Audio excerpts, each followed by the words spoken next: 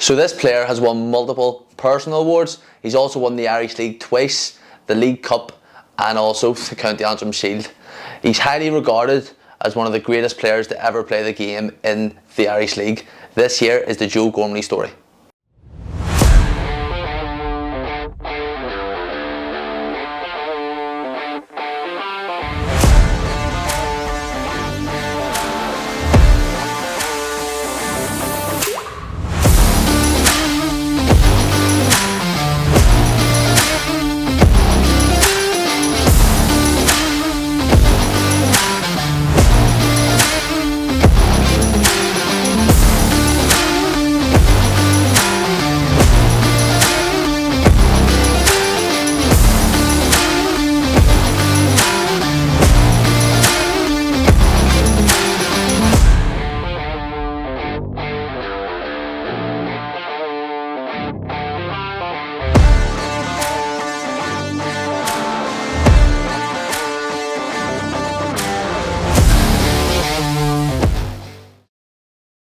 Well folks, what is happening? Welcome to Mentality Monsters episode 4, and today we've got Joe The Goal Gormley.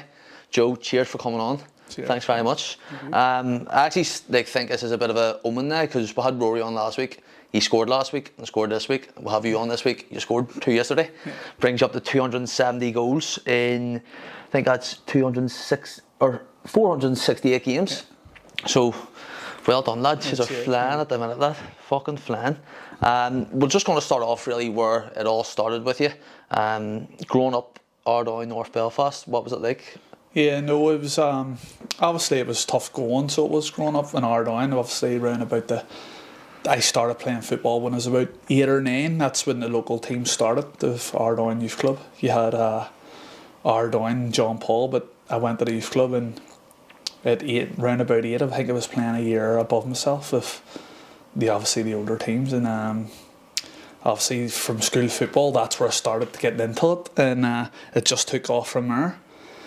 So it did. It was tough going. Like, so I was obviously playing the year above, but no, it was exciting growing up. So it was, and obviously getting a chance to play for a football team, you know, it's like everything. You can't wait to play. Then you grew up like, say, a top streeter, so I'd say you were in there at park and all for that, like. And then when you were younger, like, you know what I mean, there was still a bit of chaos going on, being like your younger teenage years and stuff like that. There, were you ever like involved in any mischief growing up, or were you just football, just head down? No, I was involved in plenty of mischief. Let me tell you. I was going to school and you were coming home and the school bag was thrown in the front garden. You had the coat zipped up and you were way up the front of your row. It was round the time of the Holy Cross, where that sort of thing. But yeah, no, it was obviously then it was brilliant. It was all fun until you get a wee bit older and you realise that it wasn't right. But at that time, fuck, you loved it and you were looking forward to finishing school, to go for a rat or getting the chase by the cops. Where do you go for like secondary school? Was that St Gabe's? Yeah, I went to St Gabe's. So yeah. I'm sure you have some fucking mad stories about it in there. Like in there, I'd say it was. To be fair, whenever I joined St Gabe's, it was sort of easing. So, you know, it wasn't as mad as it used to have been. I think the 5th years in the school when I joined first year were probably the mad, like, it's coming the end of the mad years in the school, and now don't get me wrong, like there was days you were going to school and like you were in the school grounds and there was people outside and you were riding, like from school, you were throwing stones at teachers, oh, get you in, and all, but like it was madness. But St Gabriel's, like going to St Gabe's, I know some of my mates weren't allowed to go to St Gabe's because of it had a bad name with not being for people who are a wee bit smarter, and, you know, and but the likes of myself, I loved it, like, and I wouldn't change it for anything. Lethal. So you played for Ardoyne Youth Club. When was it you first went to Clinville as a youth player? Yeah, well, I had a few clubs, so I played for Ardoyne Youth Club, and then up until about under 13, we our players started going different places, Clinville and everywhere, and then Eddie McElay was the manager of my team, and we folded because we just couldn't get enough players. So I went from Ardoyne Youth Club till Celtic Boys for 2 to 3 years with a few players. They come in and says, listen, if you don't have a team, we'll take your best players, and it was happened to be that me, I think it was Kev McClenaghan and Liam Sands, went from Ardoyne, the Celtic boys, and from there I stayed there for a couple of years, and then Clinville. I wanted to go and give it a crack and see what it was like, and I went and played for Clinville for a while. And you were turning up the games. There was, like, don't get me wrong, the two boys in front of me who were strikers were outstanding. They were brilliant. Marty Jones, a good mate of mine, and there was another guy called Saunders. Can't remember his sort of Connor Saunders, I think it might have been. And there was just no chance of getting on. And you were going to games some days, and you weren't even getting a kit, so you weren't. See, that's fucking mad. Like, see, like, considering where you are now compared to then, like, it is scary. Marty used to play for Clinville, did he? Yeah, because I remember back in the day when he used to go, like, fucking 2010, 2011, he was always in there. That's right, yeah. So you were at Clinville, and then you went off to a Star, local lad. Like, talk to us about that season with the Star, because, like, I know myself, it was a good season. Oh yeah, no. So it was once I finished at Celtic Boys, Clinville under 18s. I was like, just gonna go for a bit of crack. So I joined Ardoyne Working Men's Club, the league. They don't have a team no more, and I was in and out of the team there as well. And I was like, do you know what?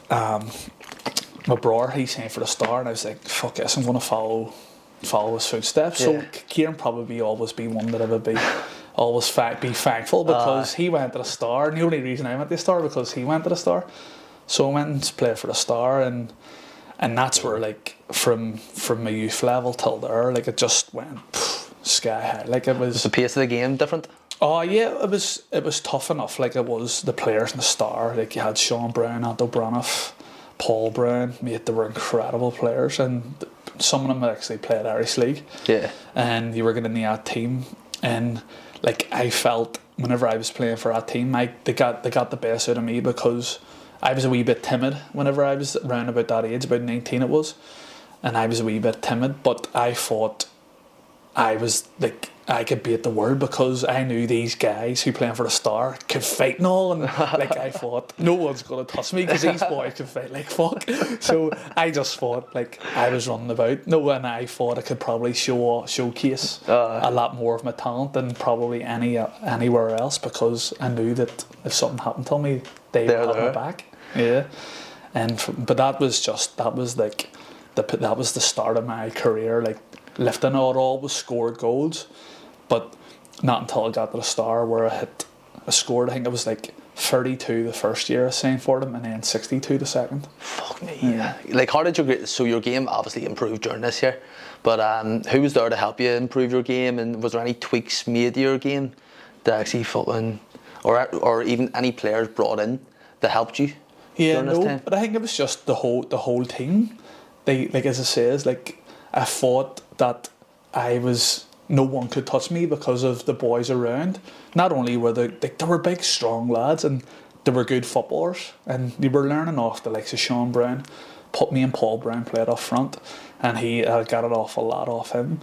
But as I says, like, you were able to, like, flourish your talent because you thought no one could touch you, and it was just like, go and play, like, as if you play out in the street, and that's what it was in the Star. And what age were you at this stage? I was 19 when I signed for the Star, so I was 19, 20, yeah. And then you joined Clinville back again 2011-12 season, was it? Yeah. I had 2 years at the Star, and then it was mad because I trained with Newry, so they just asked me to go down and train, and I always remember saying that the first Irish League club that would be interested in me, because there was a lot of speculation saying, oh, he's like this here, they're after him and blah blah blah, and I always said the first Irish League team would come in for me, I would sign for them, but it didn't turn out that way, obviously. Like. Yeah, like, how was the first season back there? What was it like, and what players were still involved at that stage? At that Clinville? At the Clinville? Yeah, no, you had the likes of Barry Johnson, Chris Scannell, George McMullen, Ronan Scannell. It was practically the team who won the league the following year. So yeah. But you had the likes of Boyce, wasn't there. He wasn't there yet. You had Rory Donnelly. Marty Donnelly. Marty Donnelly actually signed the same day as me. As you? Yeah, it's actually funny because before that, there, like, I went down to train with Crusaders, and I couldn't train because their assistant manager was getting like assessed by the IFA, and they were like, we don't know what you're like, so you can't train with us. And I was like, right, no worries. So I had to watch training. No way. Yeah. And then obviously Cliftonville had heard about it, and I went and signed for Cliftonville. So It's fucking class, especially like imagine you being a hatchet man. Yeah, no chance. Fuck me. I was actually close on 2 occasions, but it never happened. There's one I want to speak about later on as well. Like, but as you mentioned there, the year after you won the league, was Tommy in at this stage? See, when you first joined, was Tommy there? Yeah, Tommy was the one that signed me. Yeah. Was he? Yeah. And what was he like as a manager? No, he was incredible. Like till this day, like I always say, like I thank him for giving me the opportunity. The first year I signed, but it wasn't as I always say, it wasn't that all that rosy when I first started off. I remember playing for Cliftonville. We were playing Dungannon, Swiss it was, and I hadn't played in so many games. I was like, nah, I just want to go back and play, and just play every week and have a bit of fun. And we were playing Dungannon, and the kit man goes to me, right, Joe, you're going on. And I was like, fuck's sake, like I think it was like 2-3 minutes gone. 2 minutes to go, sorry. And I remember, I'll never forget it, I run on the pitch, referee blew his whistle, ball was put in the box, someone headed out, and I just shot. It was top corner, and I was like, oh my god. Like, that was my first Cliftonville goal. And I'll never forget, I turned, and at the side of the stand, the understand it's called, there was all the star boys, all the ones who I played with, and they were all standing there, and I was just run over and heard of all, and there's a great picture of me running towards him and like a load of star boys in the background. It's class. Lethal. Yeah. Do you have any highlights from that first season at Cliftonville? Yeah, it was stands out. The one that stands out is probably that goal, obviously, because it was so close to maybe if I don't get on the day, that's me finished. I could be back up the road playing for a Star from scoring that goal. And then I played in the County Antrim Shield final against Glentoran. I came on as a sub and scored the winner in that there, the final. Yeah, so beat Glentoran 2-1 at the Oval. The Oval, and the County Antrim Shield's played there at the Oval, isn't it? But you've got some honours here. I'm just going to throw them out there. So you've won the Irish League twice, the League Cup 4 times, and then the County Antrim Shield. I'll touch on the League Cup as well, because I said the Rory, the one there in 21-22 was probably, out of all the football matches I've been to, like just like Premier League, SPL, Irish League, that there was probably the best match I've ever been to. But at this year time at Cliftonville, when you first won the league, was that there the one that Georgie McMullen scored a penalty, or was that the year after? No, that was the first year George scored a penalty. The first year, Linfield at home. Yeah. Talk to us about that day, because there's a lot of expectation put on that. No, it was like, that was madness that day. I wasn't even playing that day, so I don't know if I was suspended. I think I might have been suspended because I needed to get a yellow card, so I didn't miss the final. And I got the yellow card and happened to be for that Linfield match. And just watching it in the stand, like I'd never forget watching the Boise was outstanding that day, as he was the whole year, but I'll never forget seeing George laying up to hit the penalty, and I was in the director's box, and I walked downstairs because I knew he was going to score. Like if you're taking anybody to score a penalty in the last minute, it's George McMullen. And as soon as he scored, I was already on my way down, and I seen the penalty from the side of the stand, and that was it. Fucking the uproar when he scored was incredible, and then bang, whistle blew, and you were on the pitch. It was fucking madness, yeah. And what was the celebrations like that day? Oh fuck, they were madness. As you would know, like, but no, some of the like back in the social place was absolutely pumping because no one ever gave Cliftonville a chance to win it, and still to this day they still fucking. Cliftonville are not meant to win the league, do you know what I mean? Yeah. They're not meant to win anything, and everybody tries to stop you. I actually remember, me, Jerry and all were down at the showing of the trophy, like you've done the open top bus tour. And I remember, I think it was me, Hazer, and someone else. It might have been me, Hazer, and Rory, I don't know. But we snuck on to the bus and went up to the top deck, and we were just driving about North Belfast. And the guy, I remember, like Dermot O'Carroll was absolutely beleutered. And I was sitting there looking, I was going, fuckers, like Kieran Caldwell, there's fucking O'Carroll. I was like, this is fucking metal here. But you end up I was probably one of the greatest Cliftonville teams, I would say, in history. I mean, like what you've done within those few years. Next year, you won the league again. Was there expectation to win the league again, or was there any players brought in that year to help you? I'm not sure. Yeah, well, we actually brought in Chris Caine. That's a funny story. You've probably heard a few times that we actually signed him from a fucking jacuzzi or a hot tub in Santa Ponsa. Yeah, I'll never forget it. I'll never forget where we're. Someone had said he was at a match, or he was watching another team or something, and they were looking to sign him. And Connor Devlin was like, Brezzy, Chris Caine's going to sign for, I think it might have been Clinton or something. And he's like, is he a free agent? Blah, blah, yeah, no worries. And from then, Brezzy on the phone, Chris Caine, yeah, no worries, sign him. Who was in the hot tub? Brezzy. We were all black steaming in Santa Ponsa, and Chris Caine was signed from a hot or a jacuzzi or a hot tub, whatever they are called, in Santa Ponsa, steaming through. What a fucking player he's been to as well. Mate, he's incredible, and even to this day, he's outstanding, and as a person as well, he's incredible guy. But he turned out to be one of the best signings that the club have probably made, because he was a star that year. So he was. I remember he scored towards the end of the year. There was a good run in, and he scored. I think he scored about fucking 8 goals or something in like 5 games. No, just the drives on for the title. Like. He's a fucking bull, like. Yeah. But I remember, like, see around that time, I think, especially in the area, the buzz about the place was lethal, like fucking sham sats. Yeah. Back then, just the entire like Clinville team back. Remember fucking one night. Don't know if you were playing like Portadown, but Michael Galton was there in the Shamrock, and I was like, or the Clinville team, there was a Portadown team, and I was going, what the fuck's going on here? Like, it was the buzz about the place was was like, lethal. Fuck's sake, that's all you look forward to. It was match Saturday, because you knew you were going in Clinville, were going in the games, knowing that we had already won the match, so we had everything planned. Like, our days were planned out. Like, well, going in the games, it was because we were so confident, we were doing really well at the time. You were like, right, it's a win already, so Shamrock tonight. And it was mad, because the majority of the team would have went to a Sham, and you've got the likes of Chris Caine, who's from Cavan, fucking in the Shamrock, the boys from Derry and all, and you're like, what the hell's going on here? Lethal.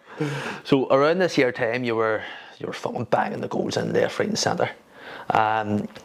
Your personal success, 2013-14, you became the first Clinville player to hit consecutive 30-goal seasons. For you, fucking at the start, coming back, you you had that there game that against Dungannon, you scored that winner. Like, from what could have been, how does it make you feel, or how did it make you feel at the time, just going to yourself, fucking hell? Yeah. Lethal. No, it's like, a load of people would say to me, like, what's it like? Like, you're the Clinville all-time record goal scoring on. And I'm like, I don't really, like, because I'm still playing, I don't realise until I stop playing. Yeah.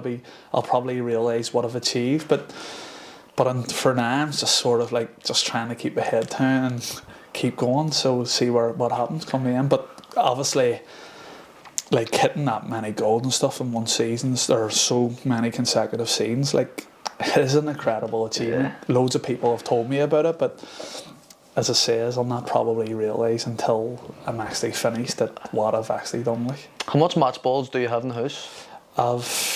In the house of about 8, but I've got 15 altogether. 15? Yeah, 15. Oh, that's so cool. Yeah. And then again, Liam Boyce, probably fucking one of the best players I've seen play in the Irish League. What was he like? As a fucking teammate, as a person? Yeah. How was he? No, mate, he was actually, it was funny enough, he whenever he came back, he was at Werder Bremen, and he came back. That is the maddest transfer. I remember him going to Werder Bremen. I said to Rory last week, I goes, that's the maddest thing I've ever seen.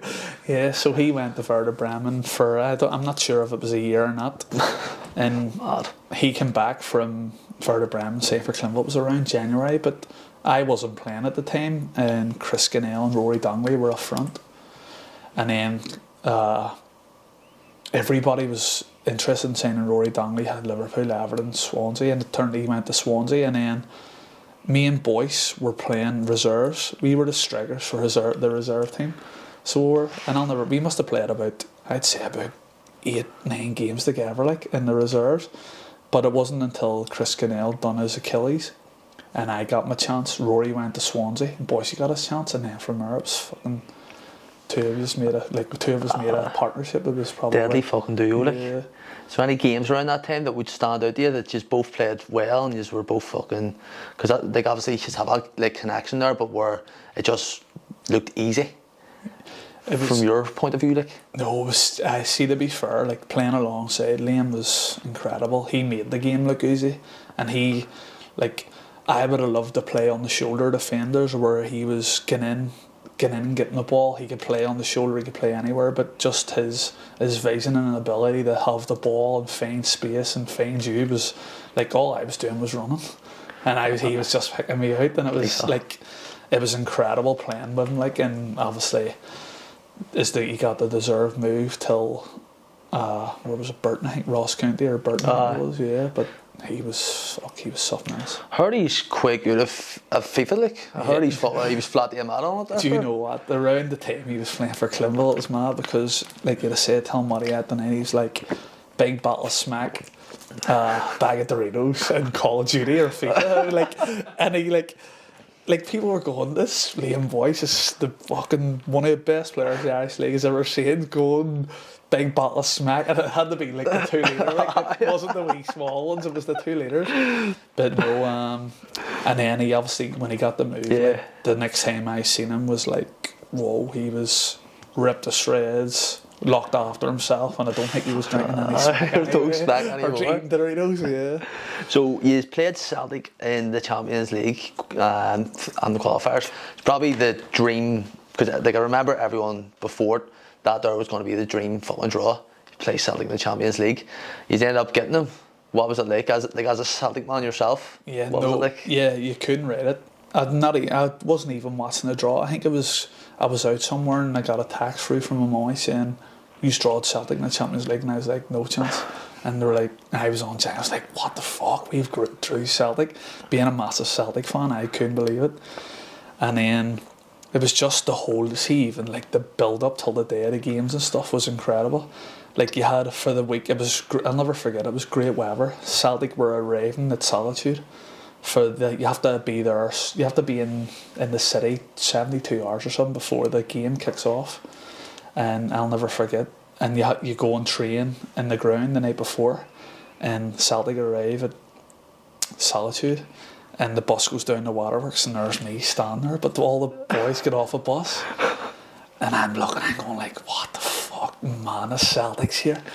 And Neil Lennon was like they obviously done their homework on us, and he knew me right away. And he goes, someone kick him, someone kick him. But I was down, going to play Celtic the next day, and I was down watching Celtic arrive in the ground, and it was like, fuck, this is a dream come true. Like, there's my idols standing right in front of me. It was real. So you played Celtic at Solitude, 3-0, beat, but I'd say the game itself was an experience. Like what was just lined up against them? Big boys in that team as well. Oh Jesus! And I've from that match, you'd see a player playing crap and you're like, fuck's sake, he's crap, he's this, he's that. And I'll never forget, I used to say F.A. Ambrose was crap. Yeah. And I played against him and I didn't get a kick. And I swear I'll never say someone's crap ever again. I was like walking, he was like walking about the pitch like Appleby, come on, even me. He was like a big bouncer, it was just, for probably being one of Celtic's worst players, fucking hell, he was brilliant that day. But it was just obviously they got the whole stand and all, the seating all built in, and it was a dream come true. It was weird. See when they scored, you could see in the homestand people getting up and celebrating, and you're just like. There was the away end had Celtic Clinville fans, this Celtic Clinville, and every time Celtic scored, the whole stadium was going nuts. You're like, what the hell? It was that was a dream come true, like that there. So it was. Did you swap shirts with anyone that game? Yeah, who did I get? James Forrest, I got that time, yeah. He scored as well. Samaras, Forrest and Ludwig. Ludwig, yeah, that's right. And then you played Celtic at Parkhead. Yeah.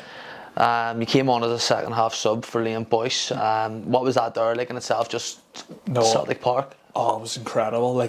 I'll never forget, there was 45,000 people at it.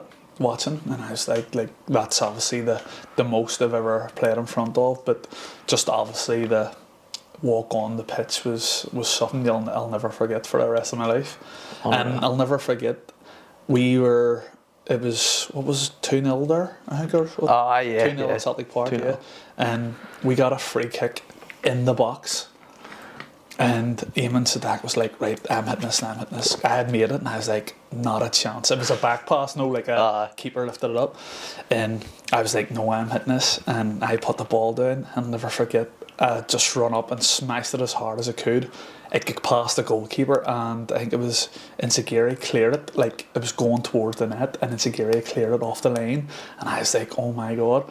But I'll never forget talking till someone was in, they were all watching the match in the Shamrock, and they were like, Joe, the TV knocked off whenever I got the free kick in the box, and they were all like, has he scored? But obviously not, but I'll never forget that there. And then after, do you know, funny enough, Virgil van Dijk had just signed for Celtic, and I'll never forget, Dander down the tunnel at half time, and this big guy Dander's past you, and he was absolute huge. He was walking out to Celtic to be introduced. Unveiled? Yeah, match. He was there was the night he was unveiled as a Celtic player. But I didn't realise he was going to be as big as he is now. And did he have his locks and all at that stage? He had the same hair he has and all now. Lethal. So, 14th of June 2015, you say Peterborough. Obviously, goal scorer. I mean, you broke your own record the season before, 41 goals. So obviously I would say there was a lot of speculation at the time if you'd be going overseas and who you'd go to. Were Peterborough the only club interested at that time? There was actually Motherwell they were the first team, but I don't think they could meet the club's valuation. So they couldn't. I think it ended up being they've offered like 20 grand or something for me, and Peterborough put in 60, raised to 70, and I think it was a no-brainer for the club. Obviously, they'll go for the bigger option, and that's where I ended up signing for Peterborough. Who was the gaffer at that time? There was that many when I was at Peterborough, but the manager who signed me was Dave Robertson, and the assistant manager was Grant McCann from here. So Was he a big influence on you, or did he help you settle in when you first got over? Do you know what? It was brilliant. It was they couldn't help me a lot. They couldn't help me as much. There was a guy called Marcus Madison. Funny enough, he's in jail or something now, so he is, for hitting like a 70-year-old, madness. But so I stayed with him for a few couple of weeks, and he was their star player, and I was like, right, he was a bit too much for me. I'm coming from Ardoyne, coming from Clinville, going over to Peterborough, and this guy was proper big time. Range Rovers, had the Louis Vuitton shoes and all, and I was like, you're in the Nick Max. I'm in the back rows all day, every day. And then I was like, nah, it's too much for me. And Grant McCann actually says, listen, you can stay in my house for a month, or I stay in his house for a few weeks anyway. And he helped me. I'll be forever grateful for him. Even though he's a Rangers man, but I'll be forever grateful for him helping me settle in and stuff. And especially there was another fella from Northern Ireland as well, Michael Smith. He helped me settle in as well. So it was dead on. They were in League One at the stage, were they? They were League One, yeah. Yeah. Is there much of a difference? Because in terms of the banter, the kind of run of the day in League One compared to Clinville. Oh yeah, no, it was night and day. So it was, yeah. Because I was probably going from Clinville being one of the most popular, talking to everyone, knowing everyone, to going to Peterborough and not knowing anyone, and sort of being back till myself, where I was shy and timid, and I wasn't I wouldn't see myself I would go in and talk to anyone. Maybe now I do now, but then I was I find it hard to speak to people. Maybe they don't get me, or maybe they don't want to talk to you. Do you know what I mean? But that's the way it was whenever I first went. So it was. Yeah. Were you worried at all, or were you more excited?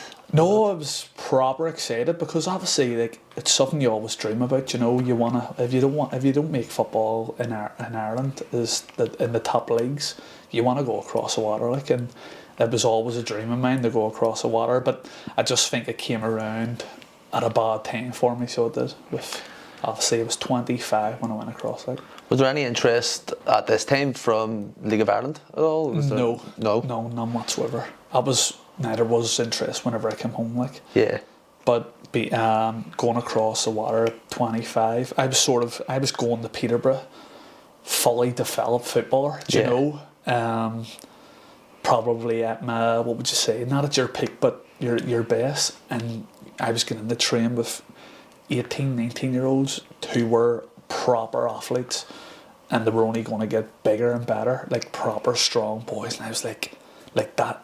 I'm fully developed. Yeah. Maybe learn a wee bit more, but these boys are huge, far faster, far stronger, and I'm like, whoa, this is madness. Would you have at the club as well? No, like your lunches and stuff like that there? Yeah, no, it was see all, like everything. Like all I had to do was my dinner at night, and that was it. You were going in, getting your breakfast, and then you were going to train, going getting your lunch, going out and doing a wee bit more, and then going home. And you were finished I was finished every day for about 12:30, 1 o'clock, and you had that whole day to do yourself. Say that there's a bit challenging as well, because you're just like over there to England and you don't really know the run of the place, and you're not a local really. So how did you fill your time in those days? No joke, it was a nightmare, because I whenever I went over, like the likes of Michael Smith, he had his own family. The younger boys were probably a wee bit too much for me. No, just with there being professional footballers, where I just I'm just one of the lads, you know. I don't want to be carrying on like that there. So I was going home, and I must have been on FaceTime from 1 o'clock till about 10:30 at night every day. So it was madness. Did you feel like you were missing out on anything, or did you feel like fucking forgotten? Or no, definitely. Like, you thought you were missing everything. Like, I was FaceTime. I'll never forget FaceTiming our Paddy. He was playing in Kelly's, and I'm FaceTiming him while he's playing at Kelly's, and I'm like, I'm not missing that much, you know. Like, but it was just it was tough. Like, it was tough going. Like, it was. The Kelly sessions were good. Like, I remember me and you standing in Kelly's, and some fucking Linfield fan came up to me and goes, I'm a Liverpool supporter, but here, like, see, I respect you, you know, and you were just sitting there like this, here, just go off. You must get that a lot. Like, do you get that a lot when you're out? No, I would get it. I would get it. You would get it a wee bit much, like, so you would, to be fair. But like, it's mad, because some people don't really know me. Do you know what I mean? And they just think the worst of me. But until they meet me, like, and I hope I put a wee bit, like, what would you say, like, on that I'm not. I'm actually you're a gentleman, like you are. Like, I'm not a bad guy. Like, and I try not to be a bad guy, but people just have a perception of me that I am fucking, because I support Celtic, play for them. Well, he's out there. But listen, I just am who I am, and take me as you think. That's it. Yeah. See your pre-season that year. Like, how did that go for you? Yeah, no, it went well. So it did all right, because I actually done really well. I think we played like 4 games. I scored 3 goals. We played. Who did we play? It was we had like a lower team, and then we played West Ham. I actually got man of the match that game, but I was thinking, like, they give me man of the match, maybe they help me settle in. Yeah. And like, new player and all, Joe Gormley, man of the match. Like, and I was like, right, I'll take it in the chin anyway. I'll take it, but I probably didn't deserve it. And then we played Spurs the next game, and I actually scored against Spurs. Did you? Yeah, and I can't really. Now, it wasn't. It was like a mix of their first and second team, but maybe majority second team. But I would never forget, like, scoring against Spurs. Yeah. Was there any big players played like against either West Ham? West Ham was their full first team. Like, so it was, you had Kevin Nolan at the time, Collins. How was he? Like, because he does have that reputation of being a hard man. Like, Mark Noble and all. It was amazing. It was just like, it was incredible just being able to play against players like that there, but you probably never, because you're going to Peterborough thinking you're not going to play against players like that, but it turns out that you get them in friendlies and you do play against them. Class. Then your league season with League One, stuff like that there, they play like 46 games, don't they, in their league? Something mad, when would your league season have started? I think it started around August time, so it did. And how did you do in your first few games, league games? No, I was like a player. I think I started the first 5 games, but it was like night and day. Like, compared to the Irish League, like, it was you probably needed probably would have been best not starting. Do you know, it probably would have been best like say like easing myself into the team, whereas the manager was like, listen, I must have been doing well in training or whatever it was to fire me in right away, but it was night and day, like miles ahead of the Irish League and stuff, and players were miles ahead of myself. Was the quality there, like see to be shown, especially defenders and stuff like that there, because you're not like coming up against fucking players like playing for Newry, no disrespect to them, like, but I would say that the quality of defenders there would have been fucking high. Oh yeah, no, they were incredible. Like they were big, physical and strong. They were like never getting past him. They were just pushing me out of the way. Like Ambrose. Yeah. And then 25th of December 2015, you got a knee injury. How exactly did that? Was that training or was that a match? So a new manager had come in. Graham Westy, he called the manager, and he picked 2 teams to go and play against Norwich, and it was in Norwich's training ground. So I'll never forget it. Ball played over the top. I went through one-on-one with a goalkeeper, and as I jumped up, like they lifted over the keeper, the way I landed, my knee just like snapped like beneath me, and I was like, shit. That there didn't sound too good, and then I got up and tried to run it off, and I just felt it snapping again, like something else, like snapping, and I just knew right away. The physio was like, take him off right away, and I just knew something bad because I had the big the MS machines. Forget what game ready you call them, and on my way home, and then obviously they scanned it and stuff, and I knew that my LCL and ACL was ruptured. Yeah, both of them snapped in half. Did you? At the very, like, see when you came off, did you think it was going to be a bad one, or did... I didn't realise it was bad as it was until you actually got the scans, and then was told I had to get an operation and stuff, and I was just like, fuck. It was made. I'd been struggling a lot before with a wee bit of homesickness before that, and then that was just the tipping point. Oh, really? yeah. So with that there, like, where's your head at? Like at this stage, like, are you sitting like saying to yourself, "Fuck here, maybe this possibly," like, because it is still early on. Like, how long did you sign in like for your contract? 3 years. 3 years. So you had a good bit fucking still to go. Were you saying to yourself, right here, I'll get this done and then just straight back into it, or did you know that it was going to take you away, like it kind of over your injury? No, because I'd never heard of your knee and ACLs and all injuries. I never heard of them until I actually done it, and once I was told like what the length of the recovery is, I was like, oh my god. How long was it in total?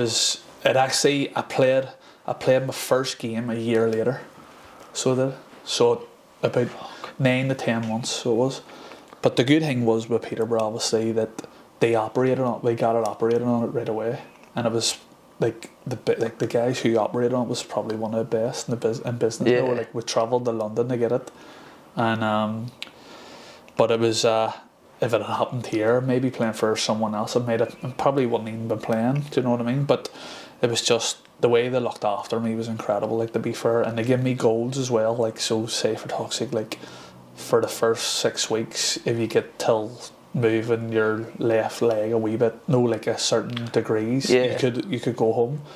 So they were brilliant like that. Incentives and stuff there for you. Yeah. So it was good at that. It was good, but it was that's probably the toughest, apart from my dad Dan, like, but that was probably the toughest moment of my career, like, in my life. Was there much reassurance see from them at this stage? Did they tell you that you'll be back in, like, once you're back, or were you kind of left in limbo? No, you weren't. They looked after me. They were brilliant, but at the same time they were like, they have to concentrate on their own players. Yeah. Do you know what I mean? And it's understandable. Well, it's a lot more understandable now but you're sort of like, listen, he's injured. We can't dwell on it. We'll have to continue on, and which is understandable. But no, it was. Were you still in there to the club each day? Oh, I was first in, last to leave every day. So it was, and it was, as I says, it was probably the toughest time in my career, and it got to a point where you're like, my head was gone. Like, I was actually, I was ringing my ma, I was ringing Aoife, I was ringing George McMullen's Skin. it got to the point where it was like I rang that many people, I couldn't ring anybody else. Do you know what I mean? Like, I was just like, even though they were probably all telling me the same thing, but I'm just like, fuck, this is mental. How did you stay motivated like during it all? Like, because it does sound tough, especially being out there all on your own. Like, yeah, I think it was just obviously being back to full fitness, because as I say, if it came home, God knows what it would have been like. Do you know what I mean? Like, I would have probably wouldn't even have been able to play again. Has the injury in itself changed anything on your outlook of life, that in terms of your career, because it can be over fucking one wrong tackle? Oh yeah, no, like without a doubt. Like my ma always says to me, like, and I'll never, like, it's just quoted always, like, what's meant to be will be, and that's always sticks to me. So like, as I say, like, if, as she says, like, if it's meant to be, it'll be. But it just wasn't meant to be, and that's it. And it's not like, I've never regretted any of it. Like, I went, tried it, I gave it a good go, and it just wasn't meant to be. Then you went to St Johnson on loan. What was that there like as an experience? St Johnson was unreal. I loved it, so I did. But I just didn't do enough to stay there. I'll never forget St Johnson. The first day I got there, I had a text message, and I was like, fuck, who's this here? Like, and it was like one of the boys saying, well, what's happening, Joe? Two of the lads are going to the bowling club down the street from me, and I was like, right, no worries, what's happening? Like, we're going for a drink. And I was like, what? I've only here like fucking a day, I feel. And I went down and met the two lads, went for a drink, and I was like, what the fuck? This is like back home. But yeah, like, St Johnson was amazing, but I had another nightmare of a time there as well. I was playing against St Mirren reserve team, and fucking threw on goal, chopped inside the defender, and he just went bang, broke my nose, and I was like, fuck this. So I, after the match, got in my car, went up to my house where I was staying, put everything in the car, drove home. Yeah. Did you? Pulled up outside the Sham. Never forget it. And then I had a word. I was speaking to my man. She's like, Joseph, you just can't leave. Like, you can't do that there. So I think it was like 2 days later, I got back in the car, drove to Scotland again. What did the club say about it? No, they were no, because it was over the weekend, so they didn't really know. But and then I just went in and I says, tell them, listen, it's my time's done here, I'm finished, I'm going home. And they were like, listen, we understand, blah blah. And they were brilliant with me, to be fair, but no, I fucking Peterborough, like, how did they take it? Don't think they were too happy, to be fair, because obviously I was still getting paid, but it is what it is. I think Barry Fry, he came out and gave a statement stuff saying that I was disillusioned with football and all. I just wanted to get back to being happy and smiling, you know. And but that's just the way it goes. Living out there by yourself for a year, is there anything that surprised you about yourself, or is there anything like in terms of personal growth? Yeah. Do you think you grew as a person? Oh yeah, no, definitely. Especially it was like, I know I was 25, but it was my first time ever being away from home. Do you know what I mean? I think it's different whenever you're a youngster, going over across the water, you're staying with people in digs and stuff. Yeah. Whereas I was going over, never stayed out, never had my own house or anything, and I was going over on my own, living in my own wee apartment and stuff whenever I got it, obviously, after a while. But like, fair play to Aoife, like, she was massive, like, with me. Like, she was over every week, or she was over once a month for a week, and it was brilliant. Like, she did help me an awful lot, like, and probably wouldn't have stayed that long, only for her obviously coming over back and forth.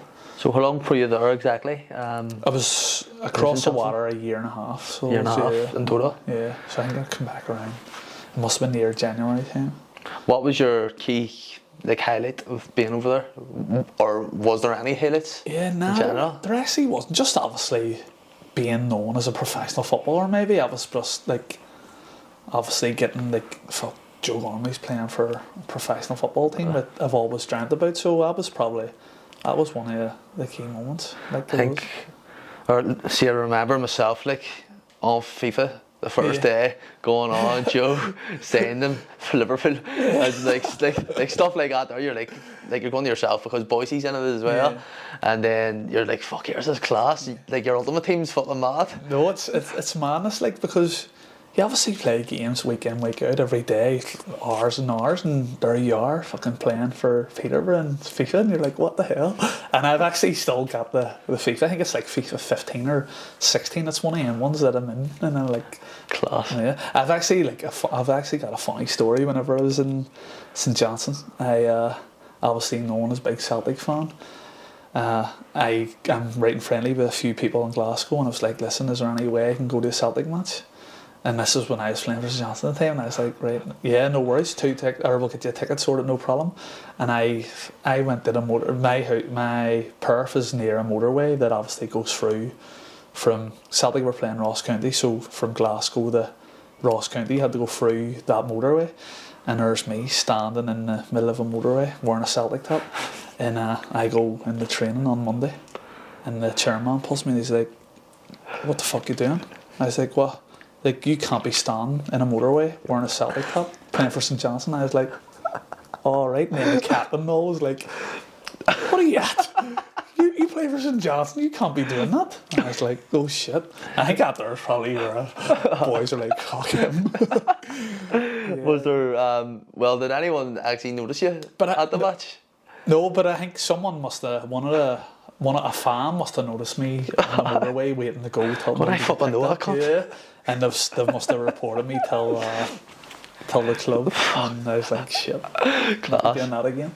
So you came back, or the story which I've heard, what I want to say to you, like, is I heard that you were going to sign for Cruise, and I heard they had a top printed out for you. Yeah. Baxter was waiting on you. Your way down, Clinville rang you and says we'll match whatever they're giving you. Is that true? It wasn't what the match. So I went and spoke to Clinville, and I thought, obviously I'm coming home, earning a good wage away.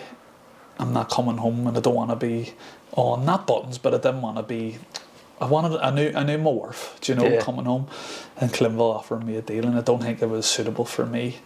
And I went and met Stephen Baxter. I went and met Shamrock Rovers. I went and met Derry. I went and met loads of clubs, but I always wanted to go back to Clinville. But it just, obviously, you want what's right for you, do you know? And I went and met Stephen Baxter, and he was brilliant with me, and I was like, right, happy days. At there seems like the best deal for me.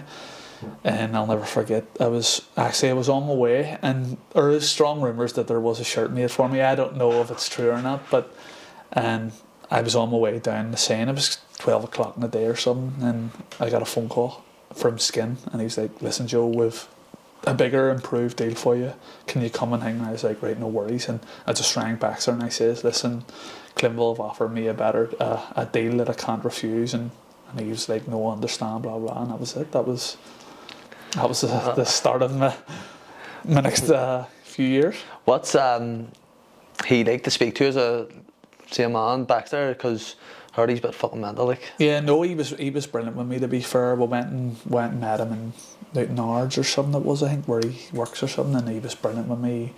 And to be fair, I thought it was a wee bit professional that I did let him know. I just didn't want to go and let him down and say, listen, I'm on my way, and go and sign for Clinville. Do you know, I thought it was a wee bit professional on my side to tell him, like, listen, I'm going to Clinville, I'm not coming hang. And I think he appreciated it till this day. I think he still appreciates it because he still speaks to me. So, that's a good thing. I hope so. Well, unlike a chairman at an SPL club, like St Johnstone, don't fuck him. So you joined back Clinville. What was the differences between Clinville before you left, after you came back? So in terms of your manager and fucking the players there, was there much of a change at the club? There was a bit of a change. Obviously the older players who was with then sort of obviously went on till finish, retire and stuff, you know, but it was Skin had actually signed me, and he was one of the main reasons why I actually signed. And then like I don't know if it was a few weeks or a few months later, he went professional. Sligo was the manager. But I've always been forever grateful for Skin obviously signing me back and making it worth my wage, you know. Who came in after? Skin, and then I think actually Tommy and Minto were in for a wee while, just till they got a new manager, and then it was Barry Gray. Yeah, Barry Gray. So it was, yeah. Is he still managing now? Or Barry Gray's at Warren Point now. Or no, Newry, sorry. Newry. He's at Newry now, yeah. And how did you do that season? Because you joined in January, wasn't it? Yeah. it was mad because I couldn't. It was whenever I had signed from Peterborough, I couldn't play. I signed for Clinville in January, and I couldn't play till the next season because the rule is you can't 2 clubs, or you can sign for 3 clubs, but you can only play for 2.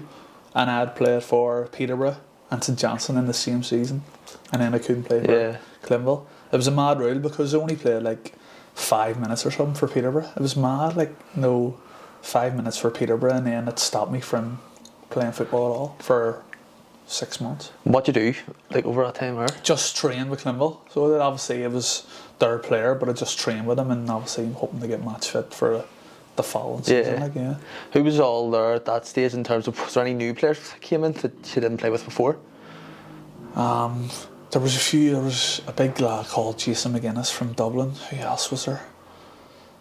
No, I can't really remember, to be honest. So it was, but it was like name Barry Gray obviously came in and brought his own players. And you had the likes of Daniel Hughes he came with Barry from Warren Point and stuff. So And then in October 2018, you passed Kevin McGarry's record of becoming Clinville's greatest ever goal scorer. What was that like for you?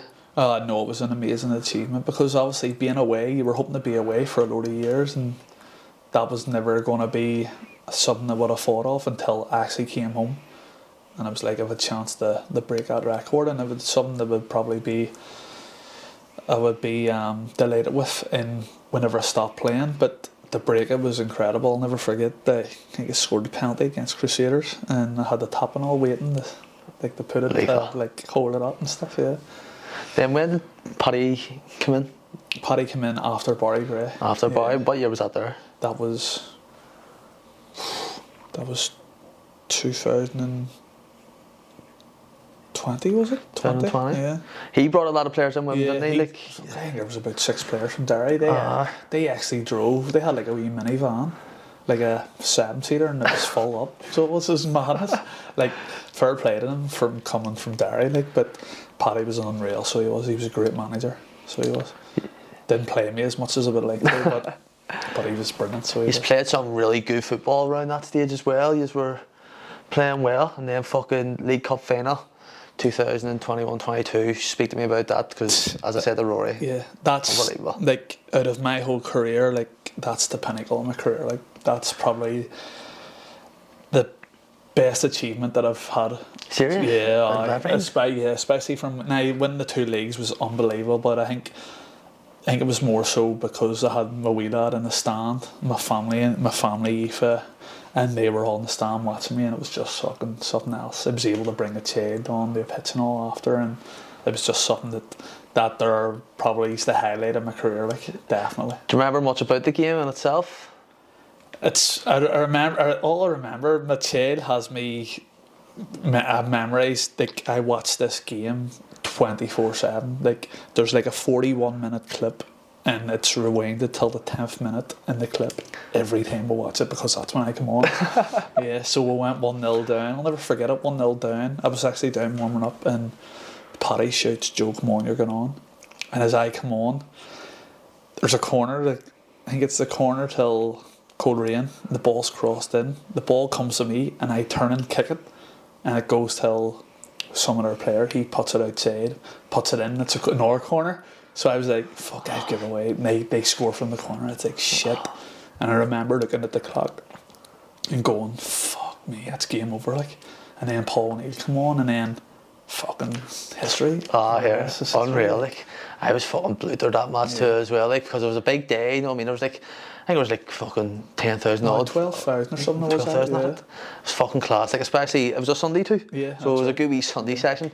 But you scored a 4th as well, didn't you? I scored a 4th. Yeah. It's fucking Jesus. I just love it. Like, I love actually.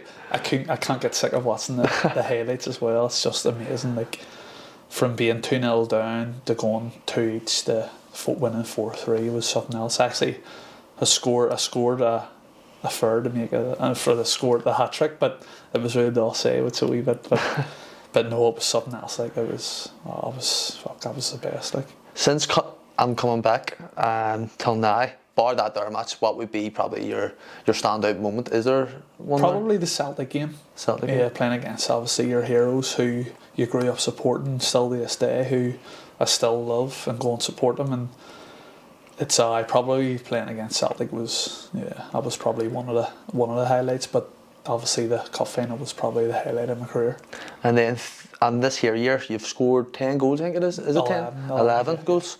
Yous are 3 points off the top. Linfield here Tuesday, Dungannon next weekend as well. So it's looking well at the minute. Like there's still a long way to go. Like, but how's the mood in the camp? No, it's unreal. As I always say, like if you want to play for Clinville, you want to be competing for the league and the cups, obviously. But this year the team's something else. I think Jim and Skin have brought in a lot of professionalism type, and like obviously monitoring teams and what way is good to play against them and what ways probably not. But just everything about this year has been something else. The likes of Ronan Hale, Rory Hale, Ronan Dockery, Ryan Kern. Ryan Kern hasn't played much, but the boys in and around that team, they are like super. Some of the best players I've ever played with. Like, is there players in the team now that would have been able to make it into that their team has done like back to back? Yeah, well, we were actually talking about this yesterday about someone asking me like to name the best 11, and I was like, I don't think I could do it because I wouldn't want to leave anybody out, and I wouldn't want to start arguments with anybody. Because you can imagine me leaving Rory Hill, like, you know what I mean? He'd be on to me, what the? But no, it's just, I think the difference in the two teams is obviously like the standards are freaking different, like, and it's just I hope no one ever asks me to do it, like, but I just don't think I can bring myself to do it. Who's your, say, surprise person this year? Like, who surprised you the most out of like in that Clinville team? Shay Kearney. Right back, young lad. Right back, absolutely superstar. He'll go right to the top, like, so he will. And Oran Casey as well. I'm Casey Oran is Casey. An absolute animal. Seems like he's put on a bit of size since last year, because he was at Newry, wasn't he? Yeah, he went on loan to Newry, but I think he's actually flat out in the gym now. And he's working for the council, lifting the glass bottle bins, so he must be drinking them. And then as well, you play Portadown at the end of the month.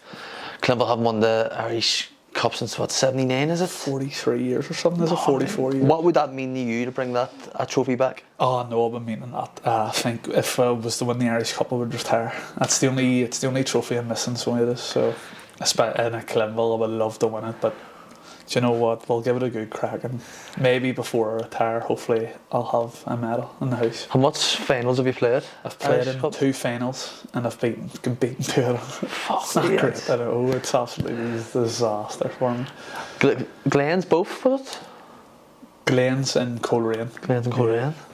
We're actually the year we won the league, where we were 1-0 up, I'd scored, and we obviously fell apart near the end. I think we were drinking for about 2 weeks before the match, so I think that played a massive part in it. Coleraine and Clinville is always a good game, like, and then you beat them 4-1 there, was it? It's good. That's a good game, like, and then does that really show that how serious this team is about going all the way this year? Oh yeah, no, definitely, without a doubt. I think our team's capable of doing anything. And on our day, we could beat anyone. And as you've probably noticed, we mightn't have been playing well recently, but we're still getting wins. And the mentality throughout the team is incredible, and we don't fear anybody. So long may it continue. And you're the man who's never done. I actually remember me and you speaking about this here towards the end of last year. You're the man who's never done. Like, each year you'll hear Joe Gormley's finished, and he's fucking still banging them in. Like, how long do you think you can go for? Well, I've another year left, so I do. So fingers crossed. I would love to get the 300 goals. So I would love to finish. If it was to finish my career, I would love to get the 300 goals. I've another year left, and we'll see how it goes next year. I'm not getting any younger either, so. But I'll try and keep looking after myself, and hopefully give myself the best chance possible to play as long as I can. But we'll see how it goes. it's a big year for yourself personally, a testimonial year. So there's a lot of events and stuff planned. What's going on with yourself this year? Yeah, no, it's obviously it's a testimonial year, but I've actually been playing 12 years. But I sort of just says to myself this year that I'll get a committee together and hopefully it goes well. But I've actually an event on Saturday here in the Star, so yeah, I'm looking forward to it. It's an Irish night, and then the gala dinner is on the 23rd of March. So it is. So there's a big one. Then we don't know about the match yet. So I was hoping to get Celtic, but I don't know if it'll be a possibility with obviously them being in season and the chances of them coming over in pre-season next year may be an awful too big of a but be good. But we had Scott Brown. He was coming over to a gala dinner for a special guest. Had flights, everything was booked ready for him to come, but he got the manager's job at Ayr, so that's that ruled out. And we got it, but hopefully we can get someone else in there. 100%. What's for after football? Do you have anything in place? That's what worries me. So it does all right. You obviously don't realise until you're coming till an end, where you're like, shit, what am I going to do after? But I have a few qualifications in youth work, and I'm working in Holy Cross Boys at the minute, which I love. But who knows? And maybe in a few more years, maybe get a lot out of football. But I actually don't even know what I'm going to do. So I'm just anybody looking at any workers. But yeah, no. Until then, but I need to start thinking about what I'm going to do seriously. Like, would you go into management or coaching? I'm not too sure. It's something that doesn't really appeal to me at the minute. Now it might do. Like I've went in with Rory for a few sessions, which was enjoyable, but I just obviously at this time I just don't have the time to do anything like that. Maybe when I'm not playing football I'll have the time, but until then I'll not really know. 100%. We'll go in with a few quick fire questions here just to finish us off. So the best goal you've scored? It was against Linfield. We were going for the league title. It's probably not the best goal, but it was probably. It actually missed it 4 times before I headed it in, and then Boise was hanging on the bar. I don't know if you've seen it, but I've went through on goal, chipped the keeper, and he's knocked it away up in the air. And then I tried to kick it and mishit it. It goes up in the air again. It hits a bar. It goes back to me, and I just headed in. The keeper throws me into that, and Boise's hanging on the bar. But that's one of the best goals. Your best match? The cup final, League Cup final. Your best player you've played with? Liam Boyce, Chris Forrester at Peterborough. I can say that because they were quality, but I would never say about my team. I could never pick a good team. Can you pick one from this here team here you're playing in? So Clinville, since you've came back from Peterborough. The best player? Yeah. Rory Hill. Best manager you've played under? Tommy Breslin. What's Jim like as a manager compared to? They're probably sort of similar, so they are. Whereas I think Tommy's more like Tommy's like Tommy would hug you and all. Where Jim's professional, he's been about the game, but he's outstanding. He's managed some serious teams, played for some serious teams as well. We were actually asked him yesterday because that's what it was when we were talking about the team. I couldn't pick my team, and I was like, Jim, I'm sure you've played with some players. He says, oh Jesus, you wouldn't believe it. Then he just named Paolo Di Canio and Benito Carboni, if you remember him. Nah. You might be too young for it. Di Canio, I remember him. But Di Canio and Carboni, Jesus, I was like, that's only 2, and that was just a short conversation. They were like, what would your pre-match meal be?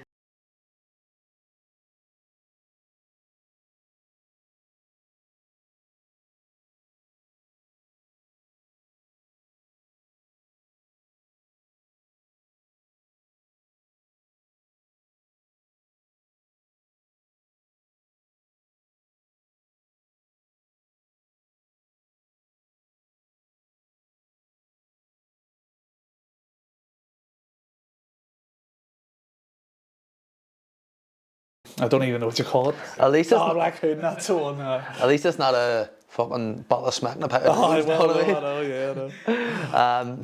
See, the toughest team you've played against? Celtic. Yeah. Who would be the toughest team in your Irish League career? Probably Linfield, because I've probably scored the least amount of goals against them, and so I would say Linfield. I'd say you get the most amount of stick as well from them boys. Do you know what? It's actually mad, because I don't know. Actually, Coleraine hate me for some reason. I think it's because I always score against them. But yeah, probably, yeah. Because Linfield's ground's so big, you probably don't hear as much as you. Yeah, so Coleraine is they're right on top of you. Yeah, so yeah, I'd say Coleraine. And who would give you the biggest challenge in the Irish League? What is it as a player? As a player, who do you not want to play against? Is there a player? Oh yeah, do you know, I've always found it tough against Jim Irvine. I'd probably say he's one of the best defenders that I've played against. Colin Coates, Jimmy Collier.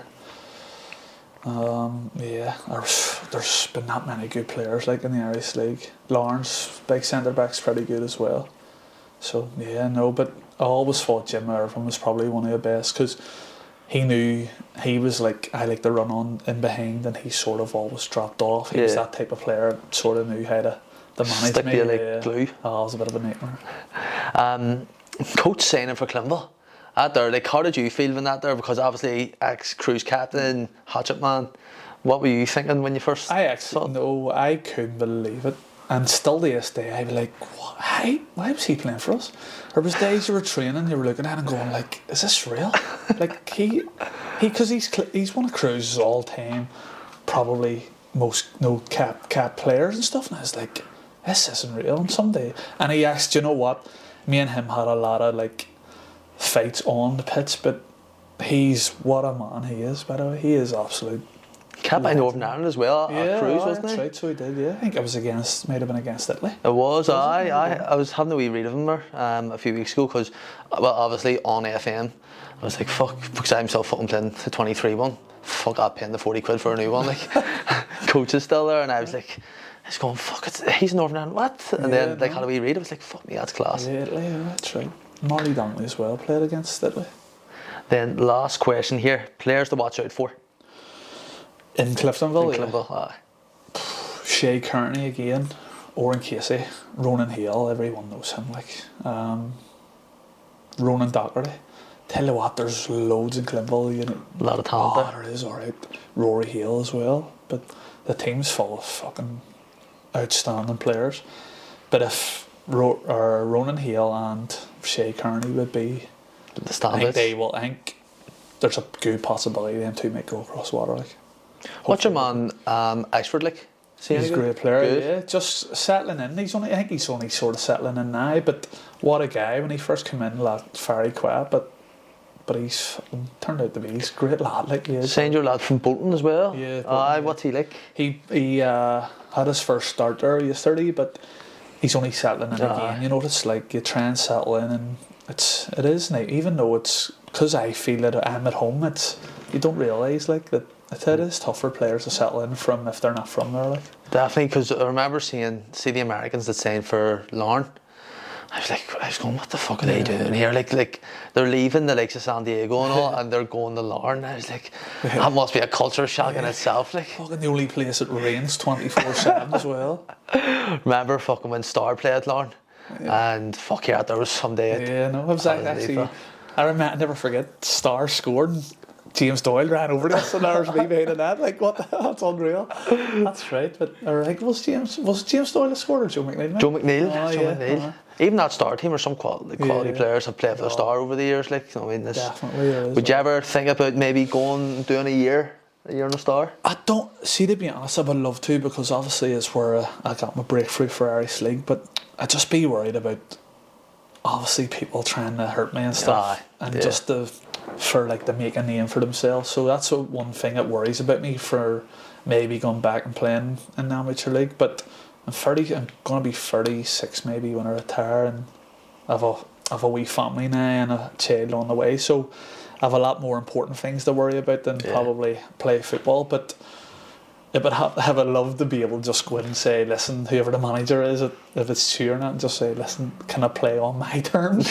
Like 1 week play, 3 weeks off, 1 week, you know what I mean? So I'd probably say Audi out there. yeah, so I would need to be on my terms. Not that I'm being a big time, like, but I mean, like, there's some weeks I might be able to go. Well, Joe, I'd just like to say thanks very much for coming on, mate. I've really enjoyed it and appreciate it as well. Cheers, mate. Thanks very much. Thank you. Thank you.